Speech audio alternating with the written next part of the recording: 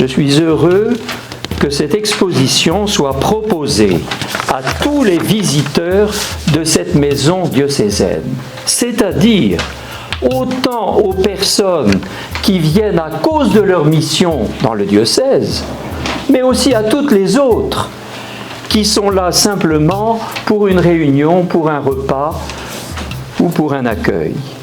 Il ne faut pas en effet que ces justes parmi les nations restent dans la confidentialité des relations entre responsables de culte catholique et juifs.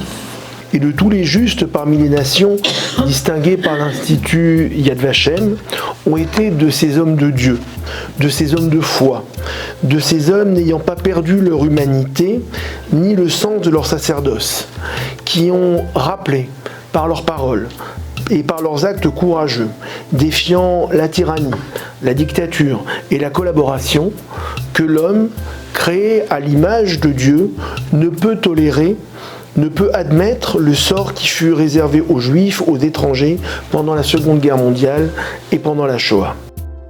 Donc voici donc réaffirmé la parole de vie, voici pour tous le témoignage d'une fraternité refondée, œuvrant ensemble encore davantage afin que ce soit ainsi balayé les fantasmes d'un anti-judaïsme qui durablement empoisonna notre histoire. Je crois que cette exposition a été conçue par la Conférence des évêques de France comme étant une espèce d'acte de mémoire, d'acte nécessaire de mémoire, vous l'avez souligné, et je dirais de mémoire vivante. C'est-à-dire que nous sommes ici finalement en face de trois temps hétérogènes mais qui rentrent comme une espèce de constellation de temps. La mémoire par le passé, ce que nous sommes en train de vivre aujourd'hui, et si nous le vivons aujourd'hui avec cette mémoire-là, c'est pour que cette mémoire vivante soit une mémoire, je dirais, à la fois lucide, respectueuse et une mémoire de paix. Bien, cher frère,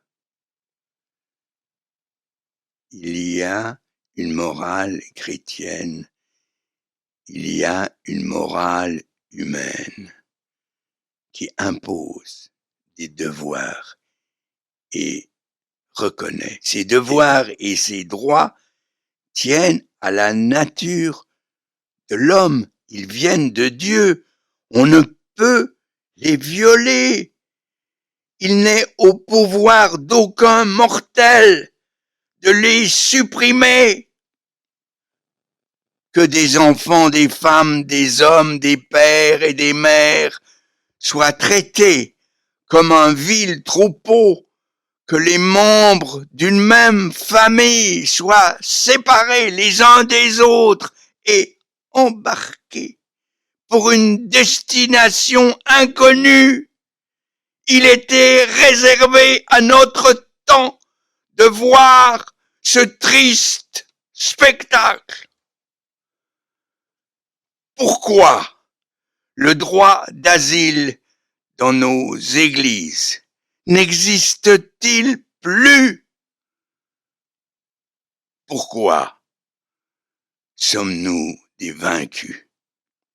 Voilà cette exposition qui vient d'être inaugurée et qui est dans le hall de la maison diocésaine Saint-Louis-Beaulieu est une belle occasion de découvrir ce que sont les justes parmi les nations. Je crois que c'est une belle initiative de la part à la fois de la Conférence épiscopale française et de l'association du Mémorial Yad Vashem que de chercher à faire mieux connaître ce que sont les justes parmi les nations. C'est une expression qu'on entend.